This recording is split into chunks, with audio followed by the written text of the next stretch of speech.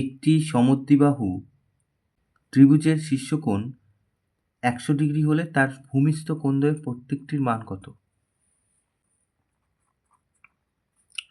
তো ধরা যাক এটা হচ্ছে একটা সমদ্বিবাহু ত্রিভুজ। ধরে নিলাম এই দুটো বাহু সমান, এটা আলাদা। সমদ্বিবাহু ত্রিভুজের ক্ষেত্রে এই ভূমি সংলগ্ন কোণ দুটো সকল সময় কি হয়? সমান হয়। এটা যা হবে এটাও তাই। তো শীর্ষকোণ এখানে এইটা 100 ডিগ্রি বলে দিয়েছে। তাহলে আমরা লিখি ত্রিভুজের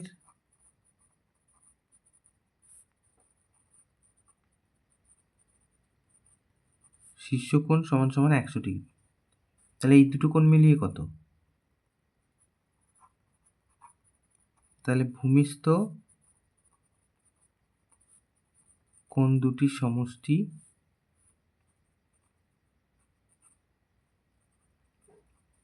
তিনটে কোণের সমষ্টি 180 ডিগ্রি হয়, তার থেকে বাদ দিয়ে এটা, তাহলে 80 ডিগ্রি।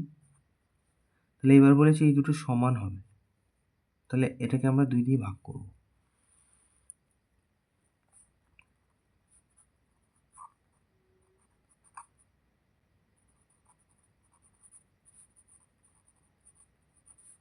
তাহলে ভূমিস্থ কোণ দুটির প্রত্যেকটির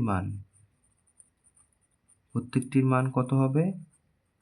এই যে 80কে আমরা 2 দিয়ে ভাগ করব, তার মানে